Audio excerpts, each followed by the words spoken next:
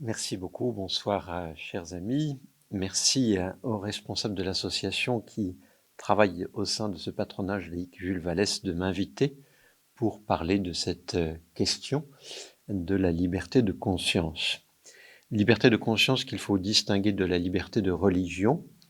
Je précise tout de suite les termes par lesquels la distinction se fait.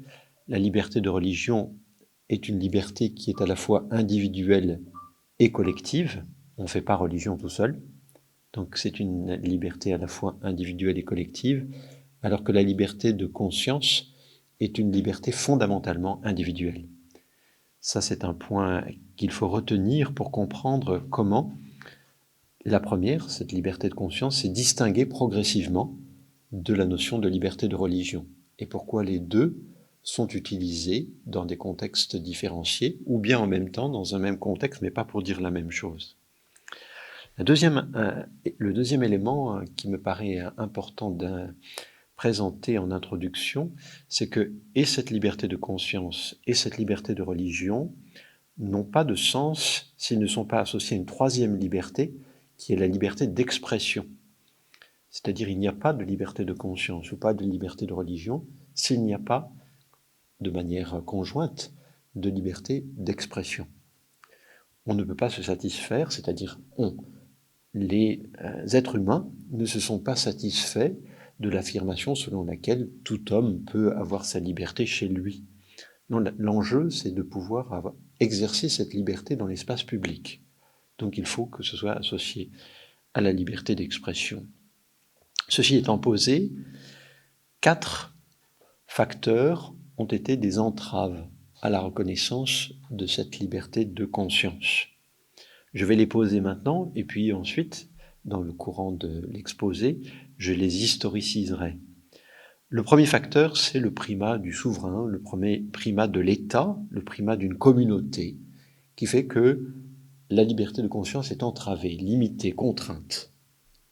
Le deuxième facteur, c'est un facteur qui ne se situe plus sur un plan politique ou social, mais c'est un facteur qui est un facteur de type idéologique, et qui consiste à poser les droits d'une vérité devant les droits d'une liberté individuelle. C'est-à-dire une vérité a des droits et la liberté individuelle face à cette vérité n'a pas de droits ou a des droits moins importants.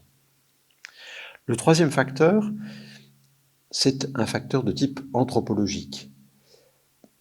Dans des sociétés, dans des milieux culturels particuliers, le sujet n'est pas reconnu comme tel, le sujet individuel n'est pas reconnu comme tel, ou ce sujet est considéré comme moins important que le groupe.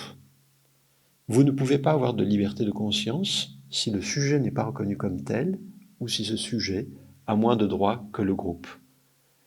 Il faut faire primer, pour reconnaître la liberté de conscience, il faut faire primer le sujet individuel sur le groupe. Enfin, dernier facteur, qui sera développé surtout dans le dernier temps de mon exposé, c'est le facteur du différentialisme culturel. C'est-à-dire, la notion, comme le droit de liberté de conscience, est apparue dans un espace donné, dans un contexte particulier. Il a ensuite été étendu, et depuis quelques décennies, il est contesté précisément parce que, étant né dans un espace donné, on considère, ce qui le réfute, considère qu'il appartient à cet espace-là, mais pas à d'autres espaces culturels. Voilà les 4 facteurs principaux qui ont bloqué, entravé, empêché le développement de la liberté de conscience.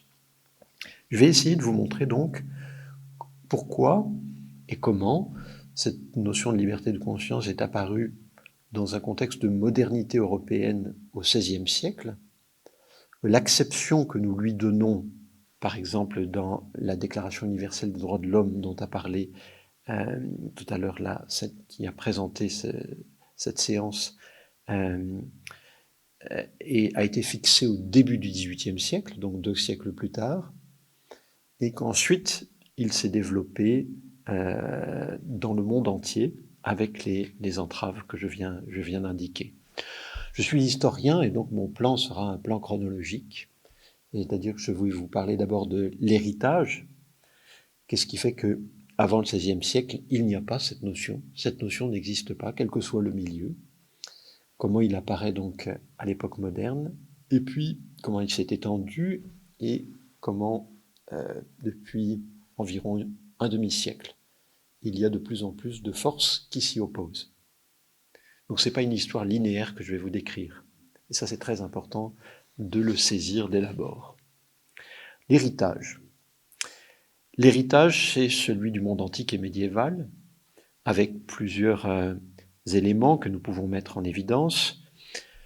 Des sociétés qui peuvent être très diverses d'un point de vue cultuel, du point de vue de l'usage des langues, du point de vue des liens entre groupes de sociétés ou au sein d'un même groupe de sociétés. Mais le trait commun, c'est la soumission à une personne ou à un groupe de personnes qui représentent le pouvoir dans différents empires. Pensez à l'empire perse, pensez à l'empire des Maurya, pensez à la dynastie Qing en Chine. Ce sont des sociétés impériales où il y a une subordination des sujets à l'autorité et sans possibilité d'exercer un droit individuel qui ressemblerait de près ou de loin à ce que nous appelons la liberté de conscience.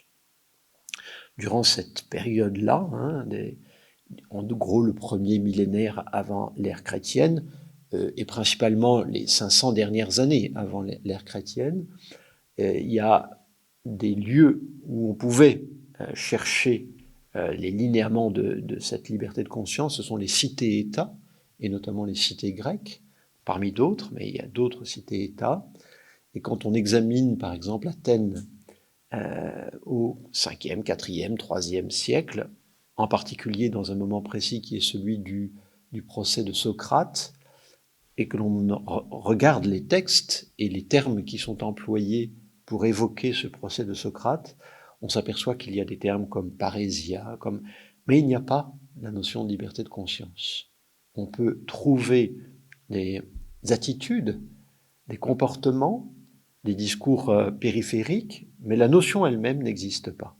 Donc en grec, on ne trouve pas cette notion de liberté de conscience. Donc ça, c'est un enseignement de l'enquête que j'ai conduite pour examiner ce qui était possible de trouver durant cette période antique. Je me déplace un peu au début de l'ère chrétienne, au 2e, 3e siècle de l'ère chrétienne, et dans cette période-là, quelque chose de nouveau émerge, c'est la volonté de la part de dynasties, non plus seulement de se satisfaire d'une domination sur un ensemble de groupes différents, mais d'avoir pour objectif une unité politico-religieuse. Et le premier empire qui a développé cette volonté, c'est une véritable volonté explicite, c'est l'empire sassanide zoroastrien. Donc il y avait une religion d'État, une volonté d'exclure ou de faire entrer dans ce groupe majoritaire les autres groupes. Et donc l'empire sassanide est le premier qui agit de la sorte. Par écho, d'une certaine manière, l'empire romain païen persécute lui aussi certains groupes juifs, groupes manichéens, groupes chrétiens, au début du IIIe siècle. Les plus grandes persécutions de cet empire romain païen, c'est le début du IIIe siècle. En dépit de cela, la progression de groupes minoritaires s'accroît, et notamment celui du groupe chrétien, qui obtient les mêmes droits que les autres groupes au début du IVe siècle, sous le règne de Constantin. Et en quelques décennies, à la fin du IVe siècle, le christianisme devient dominant au sein de l'Empire romain. Et à ce moment-là, le phénomène s'inverse, c'est-à-dire ce sont des dynasties chrétiennes qui vont faire en sorte de faire disparaître les milieux païens et qui n'accordent qu'une altérité religieuse possible, qui est celle du judaïsme, avec des droits inférieurs. On a le même horizon.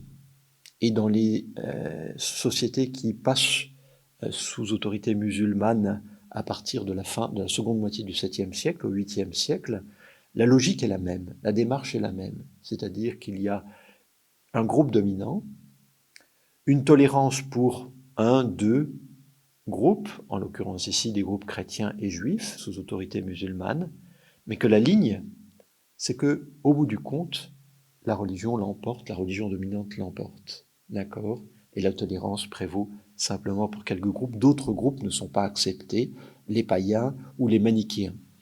Les manichéens, c'est un groupe assez intéressant à suivre durant cette période du IIIe jusqu'au Xe, XIe siècle, parce qu'il y a eu des manichéens de l'Afrique du Nord jusqu'en Chine.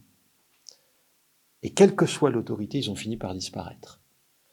Donc vous voyez qu'il y a une histoire ici intéressante d'exclusion et de persécution, d'oppression de groupes, quelle que soit l'autorité en question. Alors durant cette période, la question de la liberté s'est posée dans différents termes. Je vais prendre 2 exemples pour ne pas être trop long. Premier exemple, en milieu musulman, au 8e siècle, 9e siècle, mais surtout 8e siècle, il y a des débats autour de la question du libre arbitre de l'homme face à Dieu. Les partisans du libre arbitre de l'homme face à Dieu ont perdu la partie. C'était un groupe que l'on a appelé le groupe des Mu'tazila ou Mu'tazilites. Et ce groupe-là, qui a fait prévaloir sa doctrine au début du IXe siècle de l'ère chrétienne, qui est devenue une doctrine d'État, ont fini par être chassés, renversés, et puis ils ont persécuté, et à leur tour, ils ont été persécutés. Et cette doctrine ne l'a jamais emporté. Alors ne nous trompons pas, défendre le libre arbitre de l'homme face à Dieu ne signifiait pas défendre la liberté de conscience ou la liberté de religion pour tous. Ils étaient très hostiles précisément à ceux qui étaient en désaccord avec eux au sein de l'islam et très hostiles aux non-musulmans. Donc, si vous voulez, le lien que l'on établirait peut-être spontanément entre libre arbitre et liberté de conscience n'est pas effectif dans ce cas de figure. En milieu chrétien, l'exemple que je vais prendre est celui de Thomas d'Aquin, donc 4 siècles plus tard, au XIIIe siècle, avec une réflexion assez intéressante sur la question de la possibilité pour une conscience de se tromper. Donc Thomas d'Aquin, théologien, dominicain, a réfléchi sur la conscience erronée et la possibilité de laisser s'exprimer cette conscience erronée. Il y avait une forme de tolérance pour les gentils, c'est-à-dire les juifs et les musulmans sous autorité chrétienne, mais là, ce qui l'intéressait, c'était les chrétiens, jusqu'à quel point il était possible de leur laisser cette marge de manœuvre. Et Thomas d'Aquin bute sur un point, c'est la possibilité de quitter la religion chrétienne. Et il dit, quand vous êtes éduqué dans la religion chrétienne, vous avez une connaissance de la vérité. Si vous quittez cette religion chrétienne, vous vous détournez de la vérité. Et ça, c'est pas possible, parce que c'est beaucoup plus grave que de faire du trafic de fausses monnaies. Or, à l'époque de Thomas d'Aquin, le trafic de fausses monnaies est puni de la peine de mort. Donc il dit, la peine qu'encourt quelqu'un qui quitte le christianisme quand il a reçu tous les éléments possibles pour vivre en chrétien, eh bien c'est cette peine-là, a fortiori pour le relapse. Vous avez donc au Xe, XIe, XIIe, XIIIe siècle, XIVe siècle, que ce soit sous autorité musulmane, je prends juste l'espace méditerranéen ici, ou que ce soit sous autorité chrétienne ou musulmane, donc, la même peine qui s'applique à celui qui quitte la religion dominante. Celui qui la quitte meurt. Alors ce n'est pas toujours appliqué, il y a des moyens de convaincre quelqu'un de revenir sur son choix, etc., mais du point de vue juridique, c'est la peine qui prévaut. Alors, comment se fait le passage, le tournant moderne de la possibilité, justement, de changer de religion ou de conviction? Il faut en passer par un autre temps de l'histoire, qui est le XVIe siècle. Le XVIe siècle est très très intéressant pour nous, parce qu'il est une période de bouleversement dans le monde entier. Bouleversement dans l'espace, ce que l'on a appelé l'Amérique à partir de ce moment-là, c'est-à-dire des populations catholiques et protestantes entrent en contact avec des populations païennes qui n'ont jamais connu le christianisme. comment gérer cette altérité religieuse-là. Il ne les massacre pas tous du premier coup, hein. Donc c'était une confrontation avec une altérité religieuse qui provoque une interrogation sur comment comprendre, saisir ce rapport à cette différence-là. Au même moment se passe la division de la chrétienté latine.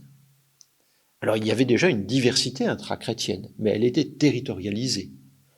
Il y avait des sociétés sous autorité de l'Église orthodoxe ou des églises orthodoxes, ou bien d'autres églises d'Orient, et puis il y avait des sociétés sous l'autorité de l'Église de Rome. Au XVIe siècle, c'est une altérité intra-chrétienne sur un même territoire. Et là, deux situations se dévoilent ou sont explorées, deux possibilités sont explorées, ou bien une reterritorialisation interne. C'est par exemple dans le Saint-Empire romain germanique, la paix d'Augsbourg. On vous explique qu'il faut être de la confession du souverain. Comme cet empire a de multiples États à l'intérieur du Saint-Empire, si vous êtes catholique, vous avez le droit de vous déplacer pour aller vers un prince ou un évêque catholique dans une cité ou autre. Si vous êtes luthérien, vous allez vers un prince luthérien. D'accord ? Donc c'est une reterritorialisation de la diversité religieuse. Dans le Royaume de France, par exemple, par ailleurs ou d'autre part, c'est une autre voie qui est explorée, et c'est la voie de la possibilité de ne pas partager la confession du prince tout en restant sous son autorité. Alors des colloques ont lieu, notamment dans les années 1560, au début des années 1570, mais les tentatives de conciliation lors de ces colloques échouent. Et cela débouche sur des guerres de religion extrêmement violentes. L'acmé de ces guerres de religion, c'est le massacre de la Saint-Barthélemy, d'accord ? Mais vous voyez que c'est une autre voie qui a été explorée. Puis, au terme de ces guerres de religion, l'édit de Nantes, qui permet de repenser la possibilité d'être protestant sous un souverain catholique, sans être considéré comme séditieux. Cette solution n'est pas durable, pas plus que dans le Saint-Empire romain germanique, puisque dans le Saint-Empire romain germanique, elle débouche sur la guerre de 30 ans, début du XVIIe siècle, avec au terme les traités de Westphalie, et puis dans le Royaume de France, elle débouche un siècle après l'édit de Nantes, un peu moins d'un siècle après l'édit de Nantes, sur l'édit de Fontainebleau, qui consiste à ne plus reconnaître la possibilité aux protestants d'être des sujets du roi très catholique. D'accord ? Les traités de Westphalie permettent de distinguer un droit qui ne dépend plus de la théologie et, justement, cette diversité théologique. Alors, vous connaissez cette histoire-là, voilà pourquoi je suis passé relativement vite, je suppose, mais je voudrais que vous pensiez qu'au même moment, une autre histoire se joue, par exemple, dans l'Empire moghol ou dans l'Empire perse. Dans l'Empire perse, en quelques décennies, toute une société passe du sunnisme au chiisme. C'est la décision d'une dynastie, la dynastie safavide, qui passe au chiisme et qui oblige toute une société, en quelques décennies, en faisant venir des élites chiites, de passer du sunnisme au chiisme. Il y a quelques zoroastriens, quelques nestoriens, quelques arméniens, d'autres arméniens qui viennent après. Donc ce sont les altérités religieuses minoritaires, si vous voulez, mais l'essentiel de la société passe du sunnisme au chiisme sous l'autorité du souverain. Et on reste dans le paradigme de la période précédente ici. Dans l'Empire moghol, c'est un peu autre chose qui se passe. On a, à la fin dans la seconde moitié du XVIe siècle, un souverain qui s'appelle Akbar, et ce souverain se montre à la fois très dur en tant que souverain politique et très tolérant sur le plan religieux. Deux exemples de cette tolérance. Il fait monter dans son administration des sujets non musulmans en supprimant l'impôt qui leur est infligé, et il permet l'apparition de formes religieuses nouvelles. Les Sikhs, par exemple, c'est une religion qui apparaît sous le règne d'Akbar. Les Sikhs combinent à la fois les éléments de l'hindouisme et de l'islam. Donc c'est une religion de la seconde moitié du XVIe siècle, si vous voulez. Deuxième exemple de son ouverture sur le plan religieux, c'est qu'il fait venir à sa cour des jésuites pour se disputer avec des savants musulmans. Mais, encore une fois, cette tolérance religieuse, qui était liée à sa propre conception de la religion, se combine avec une très grande rigueur et une violence même sur le plan politique. Donc ne confondons pas. Et il n'est pas possible ici de parler de liberté de conscience. La notion même, Gewissensfreiheit en allemand, apparaît sous la plume de Luther au début du XVIe siècle. Mais Luther la conçoit comme étant une liberté de culte pour ceux qui ont une conscience. Donc pas au sens où vous et moi nous l'entendons. D'accord ? Il faut en fait attendre le début du XVIIIe siècle pour voir émerger sous la plume d'un protestant, Jean Barbeyrac, qui a été contraint à l'exil du fait de l'édit de Fontainebleau dont j'ai parlé il y a un instant, pour voir donc apparaître les termes de ce que nous entendons, nous, par liberté de conscience. C'est dans la préface à un ouvrage qui pose véritablement ces éléments-là. Je le cite. « Nous qui sommes hommes, avons-nous besoin qu'on nous apprenne quels sont les droits naturels des hommes et jusqu'où chacun veut et ou peut y renoncer? Le peuple est-il fait pour le prince ou le prince pour le peuple? Doit-on adorer une divinité que l'on ne reconnaît point ou rendre à la divinité que l'on reconnaît un culte que l'on croit lui être désagréable? Aucun homme mortel peut-il dominer sur la conscience d'un autre? » Vous voyez, la phrase là est en toutes lettres. Aucun homme mortel peut-il dominer sur la conscience d'un autre, dont les mouvements ne lui sont même connus que par des signes sujets à forte équivoque. En amont de Barbeyrac, il y avait bien eu quelques tentatives d'expression de ceci, mais sans que ce soit aussi précis. Sébastien Castellion, à Genève, avait, à la suite du procès et de l'exécution de Michel Servet, affirmé que tuer un homme, ce n'est pas défendre une doctrine, c'est tuer un homme. Donc on avait ici, de manière indirecte, l'affirmation selon laquelle on ne peut pas juger et encore moins condamner à mort un homme pour ce qu'il pense ou ce qu'il croit. Mais il n'y avait pas, de manière aussi précise que Barbeyrac, 150 ans plus tard, ces éléments-là. Si vous lisez juste avant Barbeyrac des auteurs comme Spinoza, comme John Locke ou Pierre Bayle, vous ne retrouvez pas exactement ces mêmes éléments. John Locke, par exemple, défend la tolérance religieuse, mais pas la liberté de conscience. Et cette tolérance religieuse est limitée à deux catégories d'acteurs, c'est-à-dire à deux catégories d'acteurs à qui il ne veut pas accorder cette tolérance religieuse, les papistes d'une part, parce qu'ils sont sous l'autorité d'un souverain étranger, et les athées, parce que, comme ils sont athées, on ne peut pas faire confiance à leurs serments. Donc vous voyez la limite de John Locke, qui accepte d'ouvrir très largement les bras à différents types d'églises, aux juifs, aux musulmans et autres, c'est les papistes, donc les catholiques, et les athées. Avec Barbeyrac, c'est pas la même chose. Avec Barbeyrac, c'est une règle de type universel. Et ça, tout au long du XVIIIe siècle, c'est une pensée qui, dans l'Europe continentale, se développe beaucoup plus que dans les îles britanniques, où encore une fois la notion de freedom of conscience, liberty of conscience existait, mais elle signifiait en fait la liberté religieuse. Elle ne signifiait pas la liberté de conscience telle que Barbeyrac l'entend. Ce sont à la fois des juristes ou des philosophes comme Émeric de Vattel, Jean-Jacques Burlamaqui, puis du côté allemand Christian Wolff, qui précède Kant bien sûr, et en France, dans le royaume de France, Diderot, d'Alembert, et plus précisément Guy de Jaucourt, qui vont très précisément fixer ce que doit être la liberté de conscience.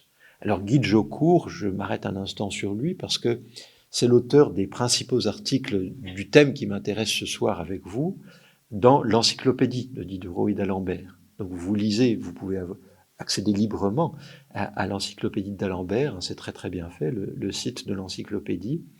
Et vous voyez que Guy de Jaucourt, qui fait référence d'ailleurs à Vattel, à Barbeyrac, à d'autres, donc à ses prédécesseurs, explique bien qu'il s'agit d'une liberté de type individuel. Elle ne passe pas par la communauté. C'est une liberté de type individuel et elle permet à la fois la possibilité de croire ou de ne pas croire dans le cadre d'une religion donnée. Donc nous avons tous les éléments de cette liberté de conscience de type moderne. À la fin du XVIIIe siècle, deux événements parallèles sont intéressants à mettre en comparaison. La révolution états-unienne et l'indépendance, donc la fondation des États-Unis d'Amérique, et la révolution française. Si l'on regarde ce qui se passe du côté des États-Unis, à partir de 1776 et de la proclamation de l'indépendance des premiers États-Unis d'Amérique, on constate que les pères fondateurs, ils ont été appelés comme ça après, Benjamin Franklin, Thomas Jefferson, George Washington, notamment Thomas Jefferson, font beaucoup plus volontiers référence à la liberté religieuse, religious freedom, qu'à la liberté de conscience. Et donc, en contexte états-unien, l'idée qui s'impose, c'est celui d'une liberté religieuse de plus en plus inclusive, ou de plus en plus ouverte, si vous voulez, qui accepte de plus en plus la différence religieuse, mais pas la liberté de conscience. Deuxième élément clé pour comprendre ce qui se passe dans ce nouvel État que sont les États-Unis d'Amérique, c'est la distinction entre les règles qui s'imposent au niveau fédéral, avec un mur de séparation, selon l'expression de Thomas Jefferson, entre le politique et les églises. Mais cette règle du mur de séparation entre le politique et les églises, donc entre l'État et les églises, n'est pas un mur de séparation qui prévaut immédiatement partout au sein de chacun des États fondateurs des États-Unis d'Amérique. Donc pendant des décennies, parfois, dans un même État, vous avez des fonctionnaires qui doivent appartenir à une église et qui doivent prêter serment dans cette église-là. Donc pas de reconnaissance de diversité. Faisons attention, c'est deux niveaux pour comprendre ce qui se passe aux États-Unis d'Amérique. Dans le cadre de la Révolution française, c'est autre chose, c'est une autre histoire qui se joue. Et elle tourne autour de la notion de liberté de conscience, que ce soit explicite ou implicite. Si vous avez en mémoire les articles de la Déclaration des droits de l'homme et du citoyen, vous constatez qu'il n'y a pas la notion de liberté de conscience. Cette notion n'est pas en toutes lettres. Mais l'article 10 y renvoie indirectement. L'article 10 fixe que la religion relève de l'opinion. Nul ne doit être inquiété pour ses opinions, même religieuses, pourvu que leur manifestation ne trouble pas l'ordre public établi par la loi. Donc, ce qui est très très important ici, c'est que la religion est placée sur le registre d'une opinion, aujourd'hui on dirait une conviction, quelque chose de fort, pas une opinion légère, quelque chose de fort, mais que c'est un choix individuel. Cela renvoie à un choix individuel. Voilà pourquoi, indirectement, sans que l'expression de liberté de conscience soit employée dans la Déclaration des droits de l'homme et du citoyen, cette notion apparaît ici. Deuxième élément clé de cette période révolutionnaire française, c'est que les droits sont accordés à des individus et non à des groupes. Les décrets d'émancipation, il y en a plusieurs, les décrets d'émancipation concernant ce qui est appelé les nations juives d'Alsace, du Bordelais, de Provence, du comtat venessin et d'autres, sont liés à une règle. Vous avez tous les droits en tant que citoyen, aucun droit en tant que nation, c'est-à-dire aucun droit en tant que groupe. La plénitude des droits en tant que citoyen, mais aucun droit spécifique en tant que groupe. Ce qui crée de la tension au sein du groupe. On perd, tout en gagnant, on perd. Donc ici, il y a un jeu qui est très important. Troisième élément clé de cette période révolutionnaire, c'est que c'est l'État qui se présente comme le garant des libertés des citoyens et des droits d'une manière plus générale des citoyens. Et l'État fait en sorte, notamment dans la période 92-94, d'éliminer ou de minorer tous les corps intermédiaires. L'Église catholique étant considérée comme un corps intermédiaire. D'accord ? Alors, qu'est-ce que l'on peut tirer de cette période-là ? C'est que dans les droits comme dans les faits, il y a loin du principe à la réalité. Que ce soit en contexte états-unien, que ce soit en contexte français, ce contexte français qui ne concerne pas simplement la République française, mais par le fait des guerres, puis ensuite de la création de l'Empire, ça concerne toutes les sociétés européennes, et par les échos que cela a, l'Amérique du Sud, l'espace balkanique, l'Égypte, une partie de l'Asie. C'est-à-dire, il faut penser que la langue de l'élite, à la fin du XVIIIe et au début, non, durant tout le XIXe siècle d'ailleurs, la langue de l'élite, c'est le français. D'accord, on publie en français, y compris dans les sociétés de langue allemande. Donc c'est très très important de voir l'influence de ce qui peut se passer en France à ce moment-là. La France de la fin du XVIIIe siècle, c'est plus de 26 millions d'habitants. Les États-Unis d'Amérique, c'est 4 millions d'Européens. Je ne parle pas des Indiens, mais les Indiens ne sont pas inclus dans cette histoire dont je viens de parler. C'est très important. C'est le deuxième enseignement, à savoir que il y a des catégories de population qui sont hors de l'équation de ceux qui promeuvent ces droits. Ces catégories de population sont pour une part les esclaves, et l'esclavage persiste en dépit d'abolitions temporaires, puis ensuite définitives. Et puis ensuite, il y a les populations colonisées. Populations colonisées avec une expansion des empires coloniaux de la part même de ces États qui se considèrent comme des États libéraux pour leurs propres citoyens. D'accord ? Troisième élément important, j'aurais dû commencer par celui-ci d'ailleurs, c'est que les droits dont j'ai parlé s'appliquent aux hommes êtres masculins et pas aux femmes. D'accord ? Donc, c'est une question qui a été débattue, c'est pas un anachronisme de le dire, hein. Vous connaissez l'histoire de l'âme de Gouges et de celle qui l'entoure, donc qui réclament non seulement des droits civils, mais également des droits politiques, et ça leur est refusé. Donc la moitié de l'humanité ne bénéficie pas immédiatement de ces droits, et même il faut longtemps pour l'attendre. Ensuite, la mise en œuvre de ces droits-là s'exerce ou se réalise dans un climat de violence, et parfois de violence extrême. Pour ce qui concerne la période révolutionnaire française, je donne un exemple parce qu'il est assez parlant. La guerre de Vendée, c'est 14% de la population qui disparaît. Pas simplement du côté de ceux qui ne sont contre-révolutionnaires, mais en quelques années, c'est 14% de la population qui disparaît. Donc c'est une extrême violence, si vous voulez. Et donc il faut avoir ça à l'esprit, également pour comprendre pourquoi, dans différents milieux, à travers les catégories de population dont je viens de parler, il y a une opposition à ces principes qui sont considérés comme positifs par ceux qui les portent. On dit, mais non, regardez les dégâts que cela a produit. Et donc le fait que les principes soient considérés comme positifs peuvent être perçus par ceux qui ont été victimes de ceux qui les ont propagés comme relevant d'un système qui est lui-même négatif.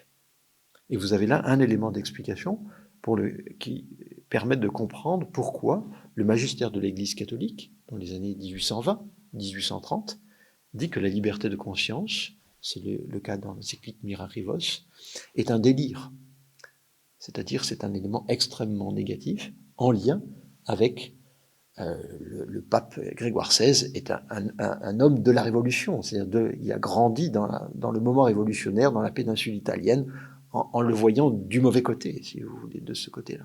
Donc il pense, lui, que c'est extrêmement négatif. Néanmoins, c'est une notion qui se développe, qui se diffuse et qui se traduit. Le XIXe siècle est le moment de traduction de la notion et de droit de liberté de conscience. J'ai repéré, dès la fin du XVIIIe siècle, la traduction en russe, dans l'Empire russe, qui ne connaissait pas cette notion-là. Et dès la fin du XIXe siècle, en 1881, la traduction en langue arabe. C'est un chrétien maronite converti au protestantisme, qui, dans un dictionnaire, traduit, utilise l'expression et lui donne la définition que nous lui connaissons. Il s'appelle Boutros El-Boustani. Alors voyons cette promotion. Cette promotion, à la fin du XIXe siècle, qui est portée en contexte majoritairement protestant, avec des limites. Si vous êtes en Suède à la fin du XIXe siècle, vous ne bénéficiez pas de la liberté de conscience. Il y a une église d'État, l'église luthérienne, et vous ne pouvez pas bénéficier de la liberté de conscience. Mais si vous êtes en Allemagne, vous bénéficiez de la liberté de conscience. Dans l'Empire allemand, vous bénéficiez de la liberté de conscience. En contexte catholique, ou majoritairement catholique, où cette notion et ce droit s'imposent, sous la Troisième République, vous avez plus de 9 citoyens français sur 10 qui sont baptisés catholiques. Au dernier recensement qui met comme question de quelle religion êtes-vous, c'est le recensement de 1872, plus de 90% des Français se disent catholiques. D'accord ? Dans ce contexte catholique, la liberté de conscience est promue. Et l'Église elle-même se rallie, c'est-à-dire le magistère de l'Église catholique lui-même se rallie à la République, tout en disant en même temps que cette liberté de conscience, ce droit de liberté de conscience est dangereux. Donc nous avons ici une tension entre des fidèles catholiques qui sont des citoyens français et des responsables catholiques qui disent « faites attention à certains droits » ou « nous sommes en désaccord avec certains droits ». C'est une situation à peu près analogue qui se passe en milieu majoritairement musulman, où des musulmans libéraux essaient de diffuser cette notion de liberté de conscience et se heurtent à des responsables religieux qui s'y opposent absolument, parce que cela va à l'encontre des règles du droit religieux qui a été promu. Ce mouvement d'expansion est une première fois arrêté au moment de la Grande Guerre. La Grande Guerre est vraiment comme un point d'arrêt temporaire de l'expansion du droit de liberté de conscience dans l'humanité. Pourquoi ? Parce que les États libéraux, en contexte de guerre, contraignent les libertés pour défendre la patrie, pour défendre la victoire, pour permettre à l'État. Et donc les consciences sont contraintes. Au nom de l'effort de guerre, ces consciences sont contraintes. Et puis surtout, parce que l'optimisme, la confiance qui était placée dans la capacité de l'homme à faire le bonheur de l'humanité est remis fondamentalement en question par cette tragédie de dizaines de millions de morts en 4 années. Au terme de cette guerre-là, qui ont vu des États et des sociétés s'affronter, se déchirer complètement, des intellectuels comme Paul Valéry reconnaissent qu'il y a ici une crise de conscience. Il y a un problème dans cette capacité de l'homme à faire le bien de l'humanité. C'est la formule célèbre, c'est « nous autres civilisations, nous savons désormais que nous sommes mortels ». Et il montre, lui qui précisément avait une forme d'optimisme avant 14, il montre ici qu'il y a des limites dans cette capacité de l'homme à faire le bien de l'humanité. Alors, eh bien, d'autres hommes en profitent qui ne sont pas du tout libéraux au sens de ceux qui promeuvent la liberté de conscience. Vous comprenez pourquoi des régimes antilibéraux, que ce soit des régimes corporatistes, des régimes fascistes, des régimes totalitaires, le premier d'entre eux est le régime bolchevique puis soviétique, le régime le plus totalitaire c'est le régime nazi, émergent dans les années qui suivent cette grande guerre. Donc on a là toute une période d'une génération qui ne permet pas le développement, la diffusion de ce droit de liberté de conscience, et ce d'autant plus que les quelques États libéraux qui faisaient office de pôle d'attraction avant 1914 restent eux-mêmes liés à leurs empires coloniaux, qui ne remettent pas en question, comme si leur survie dépendait de ces empires coloniaux. Donc ça ne bouge pas non plus de ce côté-là. Même si la parole est relativement libre, ça ne bouge pas de ce côté-là. Il faut attendre le lendemain de la Seconde Guerre mondiale, l'effondrement du nazisme, pour trouver un moment de possibilité de consensus au plus haut niveau, l'adoption de la Charte des Nations Unies, 1945, et puis entre 1947 et 1948, au sein d'une commission des droits de l'homme, qui dépend des Nations Unies, la rédaction par un groupe de personnes qui viennent de plusieurs pays du monde. Il y a un Chinois, Peng Junchang, il y a un Libanais, Charles Malik, il y a une États-Unienne, Eleanor Roosevelt, un Français, René Cassin, et d'autres, qui finissent par s'accorder sur un texte qui devient le texte de la Déclaration universelle des droits de l'homme. Au sein de cette commission, ils ont discuté de l'article 18. Initialement, ce n'était pas l'article 18, mais finalement, c'est l'article 18. Et Eleanor Roosevelt ne comprenait pas pourquoi Charles Malek voulait distinguer liberté religieuse et liberté de conscience. Si vous m'avez bien suivi, en contexte états-unien, qui est celui d'Eleanor Roosevelt, elle ne connaît que la liberté religieuse, une liberté religieuse très large. Et elle lui dit, mais tous les citoyens états-uniens peuvent se retrouver dans la liberté religieuse. Et Charles Malek lui dit, mais en contexte libanais et plus largement arabe, puisque c'est un polyglotte, c'est un grec orthodoxe libanais qui a été éduqué en langue arabe, puis française, puis anglaise. Il est même allé faire des études en Allemagne. Donc c'est un philosophe qui connaît vraiment les enjeux intellectuels de l'époque. Et il lui dit, regardez, si vous étudiez la constitution libanaise, le texte original est en français. Il y a la notion de liberté de conscience dedans, article 10. Mais en arabe, la traduction officielle, c'est pas la liberté de conscience, c'est la liberté religieuse. Et la liberté religieuse, en arabe, hurriyat al-i'tiqad, c'est liberté de doctrine religieuse, qui impose que l'on soit membre d'une communauté religieuse, ce qui signifie une liberté de culte pour des communautés reconnues. Vous voyez la réduction de cette liberté? C'est une liberté de culte pour des communautés reconnues. Vous ne pouvez pas être citoyen libanais athée, officiellement. Vous ne pouvez pas être citoyen libanais bouddhiste, officiellement. Vous êtes citoyen libanais si vous appartenez à une des 16 communautés reconnues. 18 maintenant. Donc Malek lui dit, on n'a pas seulement besoin de liberté religieuse. Il faut que dans l'article 18, il y ait aussi la notion de liberté de conscience. Et ce n'est pas un hasard si ceux qui s'y opposent sont le représentant de l'Égypte aux Nations Unies, le représentant de l'Arabie Saoudite, qui se trouve être un Libanais maronite, donc c'est assez paradoxal, mais c'est le cas, et puis le représentant du Pakistan, État qui vient de naître, mais qui est corrigé par son ministre des Affaires étrangères, qui dit à Eleanor Roosevelt, elle le raconte dans ses mémoires, que non, il n'y a pas de problème, si on prend le verset 256 de la sourate 2, nulle contrainte en religion, c'est juste le début du verset, il ne cite pas la suite, eh bien, on peut concevoir qu'il y ait une liberté de conscience possible pour les musulmans. Alors, le texte de la Déclaration universelle des droits de l'homme est adopté sans vote contre. C'est-à-dire que même le représentant saoudien n'a pas voté contre, il s'est abstenu.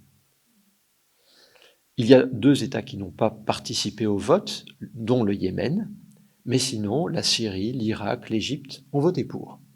Ça, c'est très important. Et je trouve que la déclaration, ce n'est pas un texte contraignant. Le texte contraignant, c'est le pacte. Le pacte est adopté 18 ans plus tard, après moult négociations, et notamment la modification d'un terme. L'article 18 du pacte relatif aux droits civils et politiques a fait sauter le terme, la possibilité de changer de religion ou de conviction, en le remplaçant par avoir une religion ou une conviction. C'est le terme changer qui posait problème. Et ça, ce sont les États à référence musulmane qui ont pesé pour que ce terme soit enlevé. Dans ce moment-là, c'est-à-dire la fin des années 40, les années 50, les années 60, il n'y a pas une grande attention à ces résistances. Parce que le monde, c'est d'abord un monde entre 2 blocs, le bloc de l'Ouest, le bloc de l'Est, et que les priorités du côté des libéraux, c'est de combattre le marxisme, le communisme. Donc on va laisser dans un arrière-plan, si vous voulez, les contestations portant sur les libertés individuelles, tant qu'à l'échelle internationale, il n'y ait pas de forte contestation. Et il y a une forme de réjouissance de la part de ces libéraux quand ils voient que le magistère de l'Église catholique bouge sur cette question de la liberté de conscience. Quels sont les moments clés? Il y en a 3. Le message de Noël du pape Pie XII en décembre 1944, quand il voit que la démocratie, qu'il dit que la démocratie, c'est vraisemblablement un régime qui est non seulement accepté, mais voulu par une grande majorité de l'humanité. Le deuxième moment, c'est quand il s'adresse à des juristes italiens au milieu des années 50 et qu'il remet en question de manière implicite l'idéal d'un État intégralement catholique, qui était promu à la fin du XIXe siècle. Là, il remet en question implicitement cet idéal-là en reconnaissant le pluralisme des sociétés. Et puis le troisième moment, qui est le plus important, ce sont les débats qui ont lieu entre les pères conciliaires, donc au moment du Concile Vatican II, entre 1962 et 1965, quand ils discutent d'un texte qui devient, au fur et à mesure des 4 grands temps de ce Concile Vatican II, la Déclaration sur la liberté religieuse, qui reconnaît la liberté de conscience en matière religieuse, avec une majorité qui adopte ce texte. Comment ont-ils justifié cette inflexion? Ceux qui ont voté, ils sont majoritaires pour cette déclaration-là, ont dit il ne faut plus considérer que c'est la vérité qui est le lieu qui porte les droits, mais c'est la personne humaine. La personne humaine porte les droits. Et donc, cette personne humaine, du fait de sa dignité, il faut lui reconnaître cette possibilité de la liberté de conscience en matière religieuse. Alors, ce n'est pas une liberté qui est considérée, qui est une liberté libérale au sens philosophique du terme, puisqu'il y a quand même toujours l'idée qu'il y a un bien commun et une vérité à croire. Mais c'est la garantie qui est demandée à l'État de laisser la liberté à chaque citoyen, citoyenne, d'aller librement vers cette vérité. Donc une reconnaissance de cette liberté-là. Là, on a un changement extrêmement important. Du côté musulman, au contraire, dans cette période-là, les hommes de religion, et vous voyez que j'historicise, je fais tout le contraire d'essentialiser, j'historicise les enjeux, et les débats, et les prises de position. Les hommes de religion, qu'ils soient sunnites ou chiites, fixent les termes de l'État musulman idéal ou de l'État islamique idéal. Et ils publient une série de traités, intellectuels d'ailleurs ou hommes de religion, qui leur permettent, au moment des indépendances, de dire le modèle à atteindre, c'est l'État islamique intégral. Et c'est une position qui est une position très fortement enracinée après les indépendances, qui fait que vous n'avez, si je prends le monde arabe, aucun État qui, dans sa constitution, ne reconnaît le droit à la liberté de conscience avant 1973. En 1973, le premier qui le fait, c'est l'État du Bahreïn. Mais il le dépouille tout de suite de son sens en renvoyant à la charia. Le deuxième État qui le fait, c'est l'Irak en 2005, après l'invasion états-unienne. Mais il le dépouille de son sens en faisant la référence à la charia après. Et le troisième État dans le monde arabe, c'est la Tunisie, en janvier 2014. Alors je reviens un peu sur cette période-là, qui est mon dernier temps.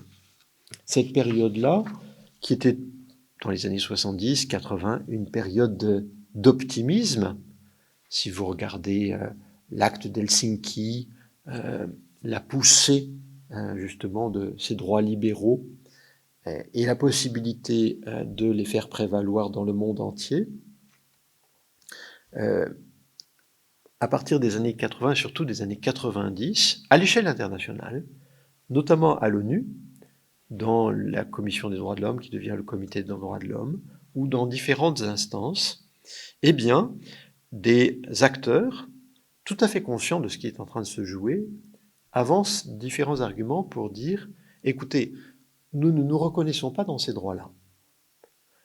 Vos droits de l'homme, même s'ils ont été rédigés par des gens qui venaient de différents horizons, de différentes sociétés, du monde entier, ces droits de l'homme, ce sont des droits qui sont des droits occidentaux, et donc qui valent pour un espace donné. Nous avons des droits asiatiques. Nous avons des droits islamiques. Alors je vais prendre ces deux exemples-là pour le détailler. Droit asiatique, c'est la Chine qui est porteuse de cette notion-là dans les années 90. La Chine est la Chine communiste. Cette Chine communiste, la République populaire de Chine a été proclamée en 1949. Elle a hésité dans les années 50 et au début des années 60 entre une politique de tolérance religieuse et une politique d'oppression des religions. Fin des années 50, en bond avant, c'est oppression. Et puis surtout la révolution culturelle de 66, dont l'objectif, un des objectifs, est clairement de faire disparaître l'homme religieux chinois ou le chinois religieux. Donc on détruit les temples pour construire des écoles. Et la finalité, c'est véritablement qu'il n'y ait plus de Chinois en lien avec la religion. En 71-72, comme lieu de culte à Pékin, il y a une église, une mosquée, c'est tout, officiellement. Et en fait, les communistes chinois s'aperçoivent, au milieu des années 70, que dans leur intimité, les Chinois ont continué à pratiquer des cultes, du taoïsme, à se référer à du confucianisme ou à être bouddhiste. Et donc, dans les actes du parti, il y a une révision de la ligne officielle du parti qui consiste à dire l'objectif, ce n'est plus la disparition de ces cultes et de ces associations religieuses qui sont officiellement reconnues, mais c'est la mainmise de l'État sur ces cultes-là et le contrôle de la religion et l'utilisation de la religion à des fins de diplomatie, de soft power. En fait, toute l'histoire chinoise de ces 30 dernières années, c'est ça. Ce qui fait que la Chine promeut le taoïsme à l'étranger via la médecine chinoise, elle promeut le bouddhisme chinois face aux autres formes du bouddhisme, etc., etc. D'accord ? Vous avez deux grands temps ici de l'histoire chinoise. Et dans cette perspective-là, la notion de liberté de conscience n'est pas traduite. Alors, on n'a pas de terme en mandarin pour traduire liberté de conscience. Je vous donne une illustration très claire. La loi de séparation des églises et de l'État en France de 1905, qui dans son article 1 contient l'expression de liberté de conscience, est très rapidement traduit par des libéraux chinois, mais ils ne parviennent pas à la traduire par la notion de liberté de conscience, mais par la notion de liberté de religion. Donc on n'a pas de traduction. Autant on a une traduction en russe, on a une traduction en arabe, mais en chinois, on n'a pas de traduction de ce qu'est la liberté de conscience. Deuxième exemple, les États qui se réfèrent à l'islam. Alors, comme je vous l'ai expliqué, dans les années 50, au début des années 60, les élites religieuses ont, dans leurs traités, expliqué que, le courant majoritaire à tout le moins, que une notion comme celle de liberté de conscience n'était pas islamique. Et qu'on ne pouvait pas autoriser la possibilité de, pour un musulman, changer de religion. Pour quelqu'un qui n'est pas musulman venir à l'islam, ça c'est toujours possible. Mais pour un musulman quitter l'islam, ça n'est pas possible. Au début des années 80, dans cette logique-là, des associations, et puis surtout une organisation d'État, adoptent des textes qui sont appelés Déclaration des droits de l'homme en islam, ou Déclaration islamique des droits de l'homme. La première, elle est proclamée pas loin d'ici, au palais de l'UNESCO, en 1981. Et dans cette déclaration, eh bien, il n'y a pas de reconnaissance de la liberté de conscience. La seconde émane de l'organisation de la Conférence islamique, qui est une organisation d'État, qui est créée en 1969 à l'initiative de l'Arabie saoudite. Et cette déclaration est proclamée à Dhaka, donc au Bangladesh. Elle ne contient pas la notion de liberté de conscience. La plus importante est celle de 1990, août 1990. Elle est proclamée au Caire, toujours par des représentants de l'organisation de la Conférence islamique, et elle fixe de manière très claire, dans son article, si je ne me trompe pas, 10, qu'il est interdit d'utiliser ou de profiter, plus exactement, de la pauvreté ou de l'ignorance d'un homme pour lui faire changer de religion ou le conduire à l'athéisme.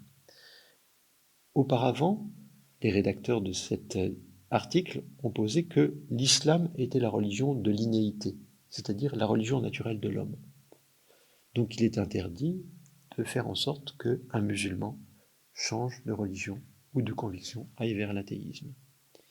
Donc c'est très clair. Dans ce contexte-là, quelques intellectuels musulmans libéraux s'opposent à cette ligne. Et ces intellectuels musulmans libéraux, eh bien, ils vivent une période extrêmement difficile, puisque sous autorité musulmane, certains sont mis en prison. L'un d'entre eux est même condamné à mort et exécuté. Il s'agit du Soudanais Mahmoud Mohamed Taha, qui était un musulman, un intellectuel musulman libéral. en 1985. Un autre est assassiné, Falak Foda, un Égyptien, en 1992. Tout ça, ce sont des intellectuels musulmans libéraux qui vivent sous autorité musulmane dans des sociétés où la pression sociale ne va pas dans le sens de la liberté de conscience. Et il faut attendre les années 2000 et 2010 pour qu'il y ait une crise des magistères religieux autour du modèle de l'État islamique idéal tel qu'ils le conçoivent. Je vais vous donner, là encore, pour ne pas être trop long, un exemple précis à travers le cas marocain. En 2012, le Haut Conseil des savants musulmans du Maroc, qui est la plus haute instance religieuse, juste en dessous du roi, qui est le prince des croyants, juste en dessous du roi, c'est le Haut Conseil des oulémas du Maroc, promulgue une fatwa qui contient 2 éléments. Un premier passage relatif aux chrétiens et aux juifs, qui leur dit vous avez liberté de culte, liberté, vous pouvez faire ce que vous voulez dans les limites, bien sûr, de l'ordre public, et vous pouvez venir à l'islam. Et puis un passage qui concerne les musulmans et qui fixe que la règle n'est pas la même pour eux. La règle, c'est non seulement vous devez rester dans l'islam, mais vous devez défendre l'islam. Et si jamais vous quittez l'islam, en référence à un hadith, eh bien, la peine que vous encourez, c'est la mort. 2012. Immédiatement après, le ministre des Affaires religieuses au Maroc publie un article dans la presse arabe en disant « Je suis en désaccord avec ça. On ne peut plus continuer à écrire ça et à dire ça. » Et 5 ans plus tard, en 2017, une partie de ces mêmes savants, dans un ouvrage qui s'intitule « Sabil al-Ulema », le chemin des savants, a un chapitre qui revient sur cette question-là et qui dit exactement le contraire. C'est-à-dire qu'il n'est plus possible, dans le contexte actuel, de condamner à mort un musulman qui quitte l'islam. Vous voyez ici un moment de changement, et durant cette période-là, il y a plusieurs événements qui se sont passés très importants. La reconnaissance comme telle de la liberté de conscience dans la constitution tunisienne, donc il va falloir être très attentif à ce qui se passe avec la nouvelle qui est en préparation. Est-ce que l'article sera maintenu ou pas? C'est l'article 6 de la constitution tunisienne qui a donné lieu à de très très lourds et vigoureux débats au sein de l'Assemblée nationale constituante tunisienne. Ça ne s'est pas du tout passé facilement.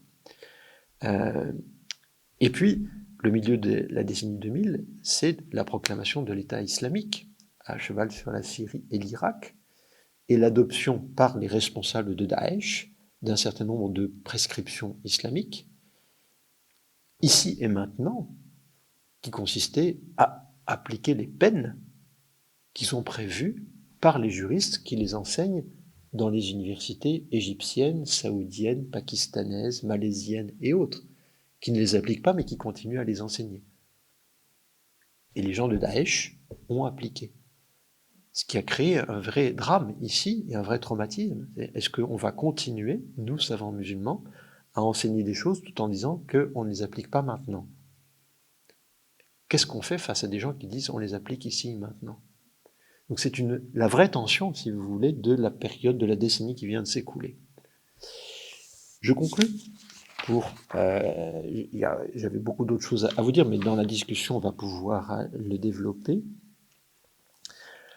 La question, et le tableau que je viens de dresser, plus exactement, c'est pas une question, mais le tableau que je viens de dresser, c'est donc une histoire non linéaire d'une notion et d'un droit, qui a eu un itinéraire heurté, à partir de lieux d'élaboration, de cristallisation, et qui a été contesté jusqu'à une période, et qui le reste même par certains, dans ces lieux d'élaboration et de contestation, puis qui s'est étendu et qui a été contesté là aussi. C'est donc une notion fragile et un droit fragile, mais c'est une notion et un droit résilient. C'est-à-dire que au Kenya, en Chine, en Inde, il y a des défenseurs de la liberté de conscience. Et le paradoxe, c'est que dans des universités européennes ou nord-américaines, il y a des critiques de cela en leur disant « mais si vous le défendez, c'est que vous êtes occidentalisé. Vous n'êtes pas en accord avec votre culture. la question de l'universalité d'un droit comme celui-ci est au cœur du débat entre culturalisme et universalisme, qui est un débat que vous connaissez. Ça, c'est le premier élément de la conclusion. Deuxième élément de la conclusion, aucune liberté n'est absolue, y compris celle de liberté de conscience. C'est-à-dire qu'il y a une possibilité, je vous l'ai dit d'introduction, que la liberté de conscience s'articulait avec la liberté d'expression, sans ça, elle était dépouillée de son sens, mais cette liberté de conscience n'est jamais absolue. Si cette liberté de conscience conduit à mettre, par exemple, en danger la vie d'autrui, alors à ce moment-là, l'État limite cette liberté de conscience. Et vous en avez eu des exemples dans la période de contraintes sanitaires qui a sévi ces deux dernières années. Troisième et dernier élément de réflexion pour cette conclusion, c'est que si vous m'avez bien suivi, vous avez pu voir que l'histoire de la liberté de conscience, c'est pas une définition de voilà ce que c'est que la conscience, voilà ce que c'est que la liberté, comment on les met ensemble toutes les deux, comment on en fait un droit. Je vous ai pas décrit ça. Je n'ai pas analysé ça. J'ai analysé l'histoire d'une notion qui est venue comme ça. Gewissensfreiheit, liberty of conscience, liberté de conscience. Moi, j'ai pris, parce qu'elle apparaissait comme ça dans les textes, puis dans les débats, la liberté de conscience en tant que telle. Mais ça veut dire que ceux qui la portaient n'avaient pas un présupposé et ne s'arrêtaient pas pour dire, mais au fond, qu'est-ce que c'est que cette conscience? Accordons-nous sur une définition de la conscience. Or, la question se pose maintenant. Si vous définissez, par exemple, le cerveau humain comme des connexions électriques et des processus chimiques, est-ce que vous allez accorder une liberté à ça? Je vous remercie.